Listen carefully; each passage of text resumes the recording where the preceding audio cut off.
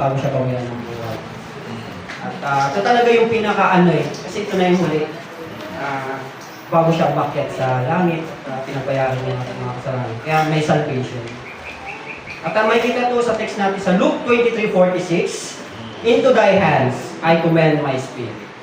Pag-uusapan natin ang tema is tungkol sa kamatayan ng ating Panginoong Hesus pa rin. At alam niyo ba, dati kasi ang muling wika ng Panginoon noon, pagkakaalam ko, it is finished. Kasi nakatuon ako doon sa it is finished, tapos na. Pero, nung nabasa ko to, nalaman ko, hindi pala yung hugas. Meron pa pala, ito yung panghuli, na yung binigay niya na ang kanyang espiritu sa Ama. "Father, to thy hands I commend my spirit." Pinagkatiwala na niya. Tapos, yun nga, at alam niyo ba na sa atin, ng tao, kasi si Panginoon Jesus nagkatawag-tao pinapaporto niya, pinapakita niya din sa atin, nakita mo sa atin din, bilang tao din siya, tao tayo, is appointed talaga sa atin ang kamatayan.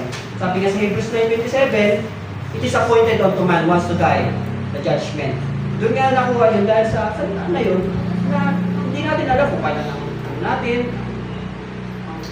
pagkatapos na ating buhay dito sa mundo, unpredictable, kumbaga. So, paano nga ba tayo magiging handa pagka mabagay sa kamatayan? So, meron tayong meron ako yung gustong i-discuss tungkol dito sa panghuling wika niya.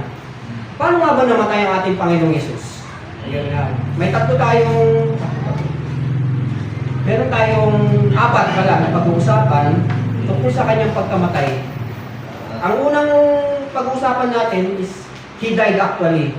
Totoong namatay ang Panginoong Hesus, hindi ito illusion, hindi ito gawa-gawa. Kasi alam naman natin, aware naman tayo na yung pinako ang Panginoong Hesus, marami ang nandoon nakasaksi, maraming witnesses.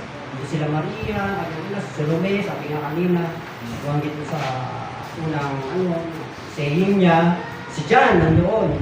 Marami, at hindi ito illusion, hindi ito gawa-gawa lamang, kasi may saksi.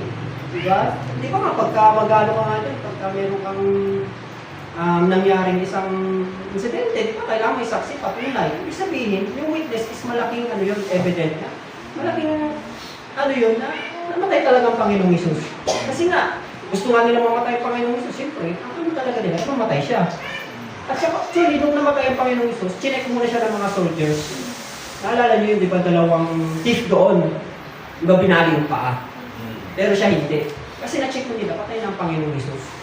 At saka, anong sumunod na na rin yun? Kaya nga pumunta sila Nicodemus at si Joseph Arimatea para hingin yung katawan. Kasi hindi mo naman hingin ang katawan kung buhay pa Ibig sabihin, patay na. Kaya yun yung dahilan